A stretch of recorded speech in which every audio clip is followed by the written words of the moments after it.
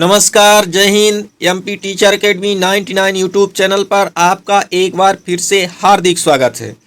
आज की यह वीडियो हिंदी भाषा फर्स्ट सीटेट पेपर 1 एवं 2 में अप्लाई करने वाले अभ्यर्थियों के लिए महत्वपूर्ण होगी।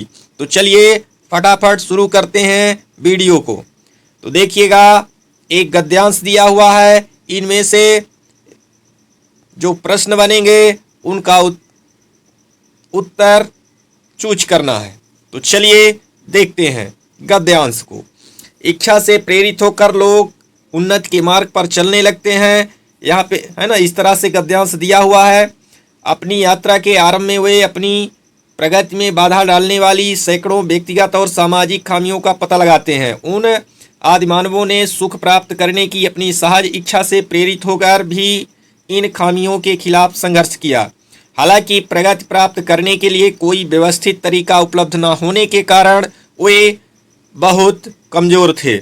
मानव अस्तित्व त्रिपक्षीय है। भौतिक, मानसिक और आध्यात्मिक। अपनी यात्रा के प्रारंभिक चरण में सुदूर अतीत के अंधेरे युग में मानव ने अकेले भौतिक और मानसिक क्षेत्रों में प्रगति की। मानव संरचना में रूपात्मक परिवर्तन अब भी हो रहे हैं और भविष्य में भी होंगे।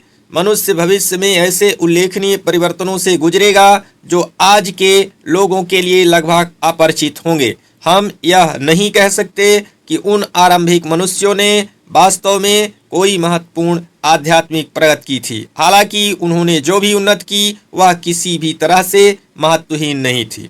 चलिए, एक सीटेट में आया हुआ गद्यांश है। अब इसके प्रश्नों को देखते हैं। तो चलिए देखिए तो प्रश्न है, विशेषण विशेष्य का उदाहरण नहीं है। 4 ऑप्शन दिए हुए हैं, इनमें से सही ऑप्शन को चूज करना है।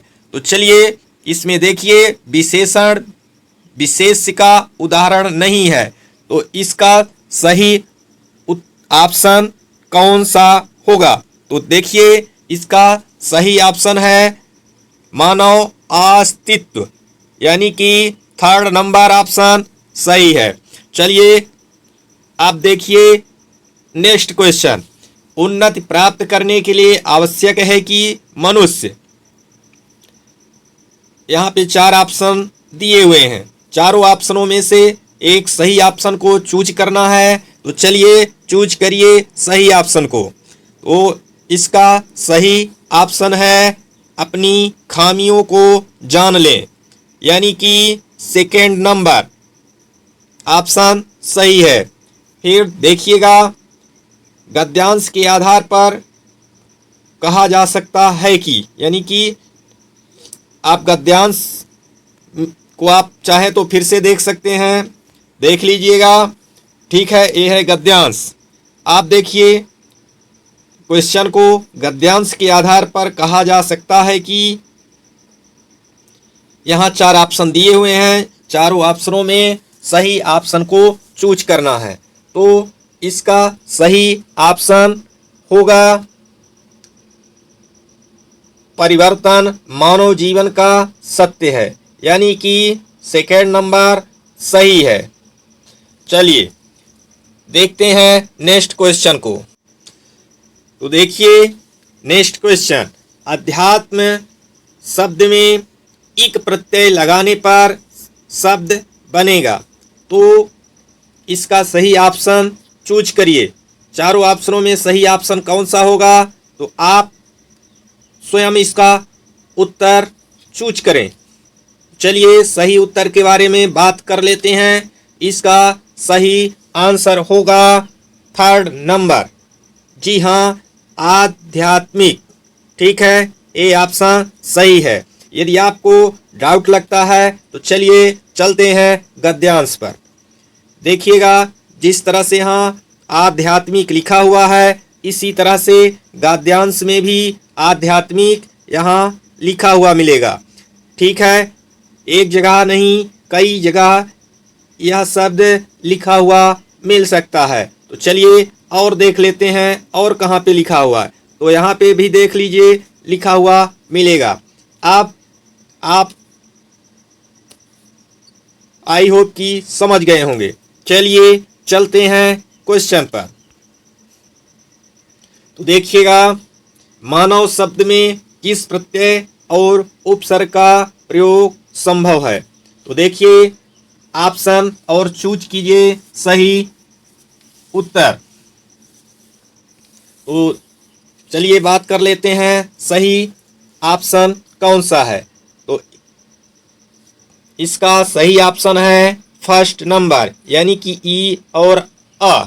मानव शब्द में ई प्रत्यय लगाने पर मानवीय हो जाता है और आ उपसर्ग लगाने पर अमानव। ठीक है, यानी कि उपसर्ग शब्द उपसर्ग जो है तो प्रारंभ में जुड़ते हैं और प्रत्यय अंत में जोड़े जाते हैं। ठीक है, और ये दोनों जुड़ने के बाद अर्थ को परिवर्तित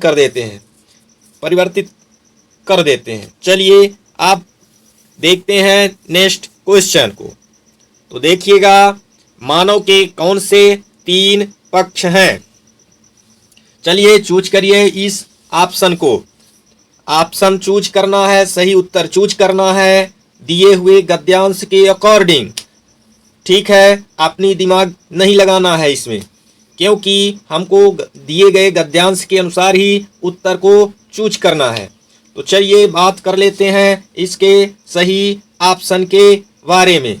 तो इसका सही ऑप्शन होगा 4th नंबर, यानी कि भौतिक, मानसिक और यहाँ पे दिया हुआ है आध्यात्मिक। जी हाँ, चलिए थोड़ा सा इसको गद्यांश पर चल करके श्योर कर लेते हैं। तो देखिएगा, यहाँ पे दिया था भौतिक, मानसिक और आध्यात्मिक। ठीक है, तो चलते हैं गद्यांश पर। तो देखिएगा, यहाँ पे देख लीजिए, मानव अस्तित्व त्रिपक्षीय है, दिया हुआ है भौतिक, मानसिक और आध्यात्मिक। ठीक है, आई होप कि आप समझ गए होंगे। चलिए आप चलते हैं क्वेश्चन पर। ठीक है, देखिएगा क्वेश्चन। आदि मानव ने खाली स्थान क्षेत्र में प्रगति की, परंतु खाली स्थान क्षेत्र में प्रगति नहीं कर सका। यानी कि आदि मानव ने बिंदी बिंदी क्षेत्र में प्रगति की, परंतु बिंदी बिंदी क्षेत्र में प्रगति नहीं कर सका।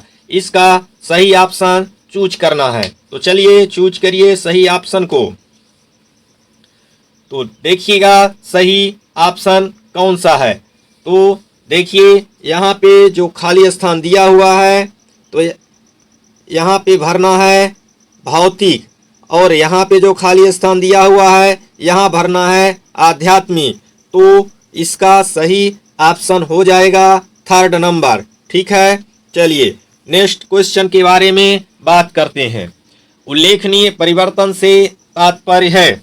उल्लेखनीय परिवर्तन से क्या तात्पर्य है, इसके बारे में आप दिए गए गद्यांश को पढ़ सकते हैं। ठीक है, चलिए हम इसके सही ऑप्शन को चूज करते हैं। तो इसका सही ऑप्शन है 2nd नंबर, यानी कि महत्वपूर्ण परिवर्तन। ठीक है, चलिए चलते हैं नेक्स्ट क्वेश्चन पर। तो देखिएगा, प्रगति प्राप्त करने का व्यवस्थित तरीका किसके पास नहीं था? तो इसका सही ऑप्शन चूज करिए। तो चलिए बात करते हैं इसके सही ऑप्शन के बारे में। तो इस प्रश्न का सही ऑप्शन है आदि मानवों के पास। जी हाँ, प्रगति प्राप्त करने का व्यवस्थित तरीका आदि मानवों के पास नहीं था, यानी कि 4th नंबर ऑप्शन सही है। चलिए नेक्स्ट क्वेश्चन पर चलते हैं। तो नेक्स्ट क्वेश्चन पर चलने के पहले दिए गए पद्यांश को यानी कविता को पढ़ना पड़ेगा। ठीक है, और इसी कविता के आधार पर, इन्हीं पंक्तियों के आधार पर दिए गए प्रश्नों का उत्तर चूज करना है। ठीक है, तो चलिए एक बार पढ़ लेते हैं। कट गया है शीश पर ए शीश है झुका नहीं, राही उसी का नाम है जो राह में रुका नहीं। एक दिन प्रकाश होता है कितना भी अंधकार हो, सत्य की विजय सदा असत्य की हार हो। सच्चाई साथ में रहे कैसा भी अपना अंत हो, सत्य की विजय सदा असत्य की हार हो। चलिए प्रश्न पर बात करते हैं। तो देखिएगा कविता में खाली स्थान पर सर्वाधिक बल दिया गया है, तो सही ऑप्शन को चूज करना है। इसमें दिए गए ऑप्शनों में सही ऑप्शन आप चूज करिए। तो चलिए बात कर लेते हैं सही ऑप्शन के बारे में। तो देखिएगा इसका सही ऑप्शन है सत्य। जी हाँ, कविता में सत्य पर सर्वाधिक बल दिया गया है। ठीक है, चलिए नेक्स्ट क्वेश्चन को देखते हैं। अंधकार बिंदी बिंदी का प्रतीक नहीं है, तो इसका सही ऑप्शन चूज करिए। तो चलिए इसका देखते हैं सही ऑप्शन कौन सा है। तो इसका सही ऑप्शन है समाधान। जी हाँ, इसका सही उत्तर होगा समाधान। अंधकार समाधान का प्रतीक नहीं है। ठीक है, चलिए नेक्स्ट क्वेश्चन को देखते हैं। कविता के अनुसार राही की विशेषता है। चलिए 4 ऑप्शन दिए हुए हैं, इनमें सही ऑप्शन को चूज करिए। तो चलिए बात करते हैं सही ऑप्शन के बारे में। कविता के अनुसार राही की विशेषता है हर परिस्थिति में कार्यरत रहना। ठीक है, यानी कि 4th नंबर इसका ऑप्शन सही होगा। चलिए बात करते हैं नेक्स्ट क्वेश्चन के बारे में। तो नेक्स्ट क्वेश्चन है कविता के अनुसार किसी भी स्थिति में 4 ऑप्शन दिए हुए हैं, चूज करना है। तो चलिए चूज करिए सही ऑप्शन को। तो चलिए बात कर लेते हैं इसके सही ऑप्शन के बारे में। तो कविता के अनुसार किसी भी स्थिति में स्वाभिमान बना रहना चाहिए, यानी कि 3rd नंबर ऑप्शन सही है। ठीक है, 3rd नंबर ऑप्शन सही है। चलिए बात करते हैं नेक्स्ट क्वेश्चन के बारे में। तो नेक्स्ट क्वेश्चन है समूह से भिन्न शब्द युग्म है। तो देखिएगा यहाँ पे 4 ऑप्शन दिए हुए हैं, चारों ऑप्शनों में से सही ऑप्शन को चूज करना है। तो देखिएगा एक ऑप्शन को छोड़ करके बाकी सभी ऑप्शनों में विलोम शब्द है, एक दूसरे के विलोम है, लेकिन यहाँ विलोम नहीं है, यानी कि 1st नंबर ऑप्शन इसका भिन्न है ना, समूह से भिन्न शब्द युग्म है, यानी कि हार का विलोम जीत होता है, बिहार नहीं होता, सत्य का असत्य होता है, जय का पराजय होता है, प्रकाश का अंधकार विलोम है। यानी तीनों में विलोम विलोम दिए हैं, लेकिन यहाँ पे विलोम नहीं दिया गया है, इसलिए इस प्रश्न का सही ऑप्शन है 1st नंबर। ठीक है, चलिए बात करते हैं नेक्स्ट क्वेश्चन पर। तो देखिएगा इस कविता का मुख्य स्वर है। तो इस कविता का मुख्य स्वर क्या है, सही ऑप्शन को आप चूज करिए। तो चलिए बात कर लेते हैं इसका सही ऑप्शन कौन है इस बारे में। तो देखिएगा इस कविता का मुख्य स्वर है ओज। जी हाँ, इस कविता का मुख्य स्वर है ओज। ठीक है, यानी कि 2nd नंबर ऑप्शन सही है। चलिए नेक्स्ट क्वेश्चन पर चलते हैं। तो देखिएगा नेक्स्ट क्वेश्चन दिया हुआ है, एक बार पढ़ लेते हैं। कोझिकोड के एक विशेष समुदाय में बोली जा रही मलयालम इसी स्थान में दूसरों के द्वारा बोली जा रही मलयालम से थोड़ी सी भिन्न है। विशेष समुदाय द्वारा बोली जा रही मलयालम को किस रूप में जाना जाएगा। तो चलिए इसका सही ऑप्शन चूज करिए। तो चलिए बात कर लेते हैं इसके सही ऑप्शन के बारे में। तो इसका इस प्रश्न का सही ऑप्शन होगा, यानी उत्तर होगा मलयालम की सामाजिक बोली, यानी कि 3rd नंबर ऑप्शन सही है। ठीक है, चलिए चलते हैं नेक्स्ट क्वेश्चन पर। ठीक है, देखिएगा नीचे दिया गया अधिगम कार्य शिक्षार्थियों को भिन्न भिन्न समूहों में करने के लिए दिया गया। पता लगाएं कि शब्द संपदा के अधिगम की इस गतिविधि को किस रूप में जाना जाएगा। तो चलिए इसका चूज करिए सही ऑप्शन। यहाँ पे परिवार संबंध भावनाएं दिया हुआ है, तो सही ऑप्शन को चूज करना है। तो इसका सही ऑप्शन होगा थीम आधारित शब्दावली। जी हाँ, यानी कि 1st नंबर ऑप्शन सही है। चलिए बात करते हैं नेक्स्ट क्वेश्चन के बारे में। तो देखिएगा वह भाषा क्या है जिसका प्रयोग हम दिन प्रतिदिन के लिए आमने सामने की अंतःक्रिया के लिए करते हैं। तो चूज करिए सही ऑप्शन को। तो चलिए बात करते हैं इसका सही ऑप्शन कौन सा है। तो इसका सही ऑप्शन है, देखिएगा, बुनियादी अंतर्वैयक्तिक संप्रेषण कौशल। जी हाँ, सेकंड नंबर ऑप्शन सही है। ठीक है, सेकंड नंबर ऑप्शन सही है। आप चलिए देखते हैं नेक्स्ट क्वेश्चन को। तो देखिएगा, मिडिल स्तर पर अध्यापन करने वाली अध्यापक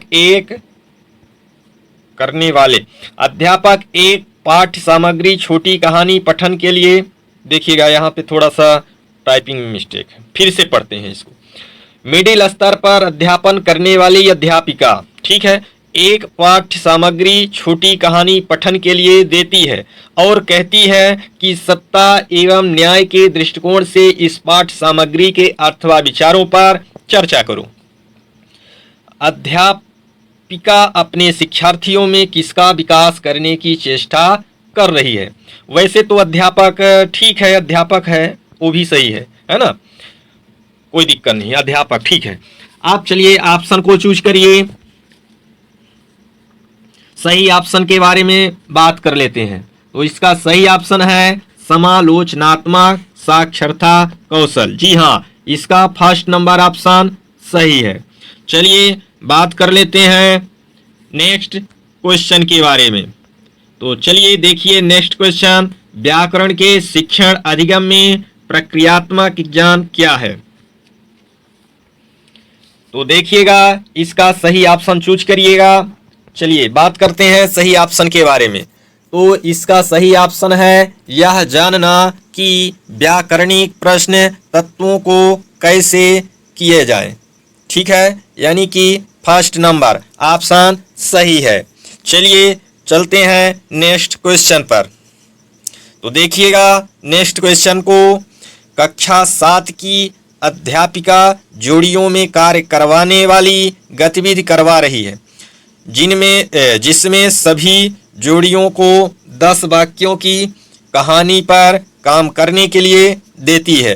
पहली जोड़ीदार पहला वाक्य पढ़ती है और दूसरी जोड़ीदार उस वाक्य को लिखती है। अब दूसरी जोड़ीदार दूसरा वाक्य पढ़ती है और पहली जोड़ीदार उस दूसरे वाक्य को लिखती है। इस तरह से दोनों जोड़ीदार कहानी पूरी करते हैं। बाद में वे मूल कहानी से अपने लिखे हुए की तुलना करते हैं। इस गतिविधि को क्या कहेंगे? चलिए चारों ऑप्शनों में सही ऑप्शन चूज करिए।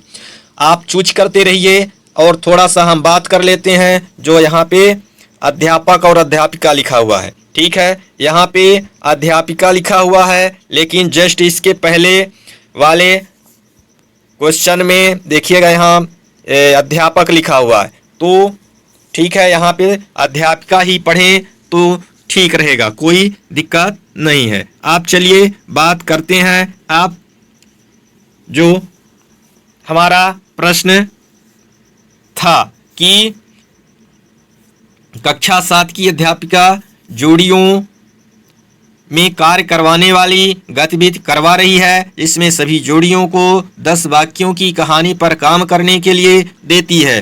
पहली जोड़ीदार पहला वाक्य पढ़ती है और दूसरी जोड़ीदार उस वाक्य को लिखती है। अब दूसरी जोड़ीदार दूसरा वाक्य पढ़ती है और पहली जोड़ीदार उस दूसरे वाक्य को लिखती है। इस तरह से दोनों जोड़ीदार कहानी पूरी करते हैं। बाद में वे मूल कहानी से अपने लिखे हुए की तुलना करते हैं। इस गतिविधि को क्या कहेंगे?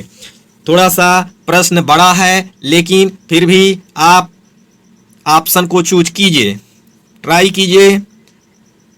चलिए बात करते हैं सही ऑप्शन के बारे में। तो इसका सही उत्तर होगा पारस्परिक श्रुत लेख। जी हाँ, ऑप्शन नंबर 4 सही है। ठीक है, चलिए नेक्स्ट क्वेश्चन पर चलते हैं।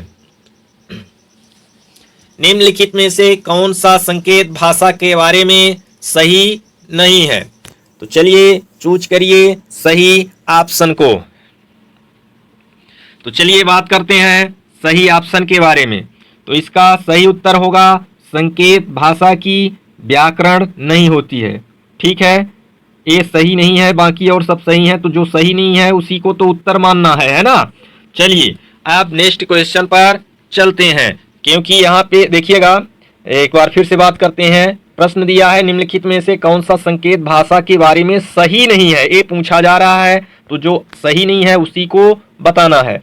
तो ठीक है, तो इसका सही उत्तर क्या हो जाएगा, संकेत भाषा की व्याकरण नहीं होती। ठीक है, यानी थर्ड नंबर। आप चलिए चलते हैं नेक्स्ट क्वेश्चन पर। तो देखिएगा नेक्स्ट क्वेश्चन पर, है ना, बात कर लेते हैं त्रिभाषा सूत्र के बारे में कौन सा कथन सही है। तो चलिए ऑप्शन को चूज करिए।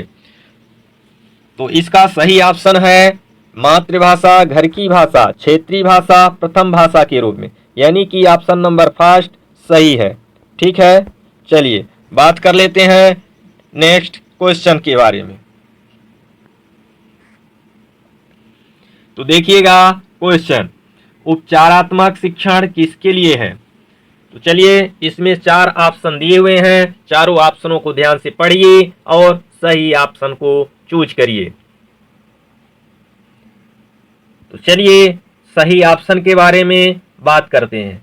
तो इसका सही ऑप्शन है उन शिक्षार्थियों और अध्यापकों के लिए जिन्हें अपने शिक्षण अधिगम युक्तियों को समझने और बदलने, सुधार लाने की जरूरत है। जी हाँ, इसका सही ऑप्शन है, देख लीजिएगा, थर्ड नंबर, उन शिक्षार्थियों और अध्यापकों के लिए जिन्हें अपने शिक्षण अधिगम युक्तियों को समझने और बदलने, सुधार लाने की जरूरत पड़ती है या जरूरत है। ठीक है ना, इसका सही ऑप्शन यही है।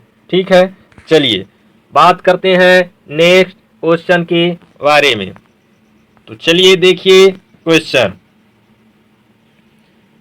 शिक्षण की वह विधि जिसमें अध्यापक और 4 विद्यार्थी विभिन्न भूमिकाओं के साथ एक सहयोगात्मक अधिगम समूह का गठन करते हैं। पाठ्य वस्तु की विषय वस्तु पर संवाद किया जाता है, जिससे समीपस्थ विकास का क्षेत्र सृजित होता है और परिणामतः पठन बोध में सुधार होता है। इस विधि को क्या कहेंगे। चलिए सही ऑप्शन को चूज करिए। तो इसका सही ऑप्शन कौन सा है, इस पर बात कर लेते हैं। तो देखिएगा, इसका सही ऑप्शन है पारस्परिक शिक्षण। जी हाँ, इसका सही ऑप्शन है पारस्परिक शिक्षण, यानी कि सेकंड नंबर ऑप्शन सही है। ठीक है, चलिए बात करते हैं नेक्स्ट क्वेश्चन के बारे में। तो देखिएगा नेक्स्ट क्वेश्चन, एक भाषा अध्यापक अंग्रेजी में कहा, यहाँ भी अध्यापक नहीं अध्यापिका पढ़िए, यहाँ पे थोड़ा सा टाइपिंग मिस्टेक है। ठीक है, अध्यापक नहीं अध्यापिका। ठीक है, चलिए चलते हैं आगे। तो देखिए, एक भाषा अध्यापिका अंग्रेजी में कहानी सुनाती है और शिक्षार्थियों से कहती है कि उन्हें जो भी भाषा आती है उस भाषा में यह कहानी समूह में सुनाएं। फिर कक्षा की सामान्य भाषा में यही कहानी सुनाएं। इस शिक्षण शास्त्रीय युक्ति को किस रूप में जाना जाता है। ठीक है, चलिए सही ऑप्शन चूज करिए। तो इसका सही ऑप्शन है परभाषा व्यवहार। जी हाँ, इसका ऑप्शन नंबर फर्स्ट सही है। चलिए बात कर लेते हैं सेकेंड, नेक्स्ट, है ना, क्वेश्चन को देखते हैं। एक शिक्षार्थी किसी विशिष्ट जानकारी प्राप्त करने के लिए समाचार पत्र से समाचार पढ़ती है, उस पठन को क्या कहेंगे। तो देखिएगा, इसका सही ऑप्शन चूज करिएगा। तो देखिए बात करते हैं सही ऑप्शन के बारे में। तो इसका सही ऑप्शन होगा बारीकी से पठन। जी हाँ, इसका ऑप्शन नंबर थर्ड सही है। ठीक है, जब हम किसी विशिष्ट जानकारी के लिए पठन करते हैं तो बारीकी से पढ़ते हैं, और नहीं तो सरसरी निगाहों से ऐसे जल्दी से पढ़ लेते हैं। ठीक है, चलिए बात करते हैं नेक्स्ट क्वेश्चन पर। अंतर्भाषिक पहचान क्या है? चलिए सही ऑप्शन को चूज करिए। 4 ऑप्शन दिए हुए हैं, तो इसमें सही ऑप्शन कौन सा है, इस पर बात करते हैं। तो देखिए अंतर्भाषिक पहचान क्या है? शिक्षार्थी के निर्णय कुछ तो सहजात भाषा में और कुछ लक्ष्य भाषा में समान होते हैं, यानी कि फर्स्ट नंबर ऑप्शन सही है। चलिए नेक्स्ट क्वेश्चन पर चलते हैं। तो देखिएगा, कक्षा 6 की शिक्षार्थी श्रेया अपने पिता के स्थानांतरण के कारण पंजाब के जालंधर से तमिलनाडु के मदुरई जाती है। वह मातृभाषा के कारण पंजाबी जानती है और विद्यालय में द्वितीय भाषा के रूप में अंग्रेजी भी जानती है। उसने अपने पड़ोसियों की मदद से तमिल बोलना और पढ़ना सीख लिया है। उसके द्वारा जानी गई भाषाओं के संदर्भ में कौन सा कथन सही है? तो चलिए 4 ऑप्शन दिए हुए हैं, इन चारों ऑप्शनों में सही ऑप्शन चूज करिए आप। तो चलिए बात कर लेते हैं सही ऑप्शन के बारे में।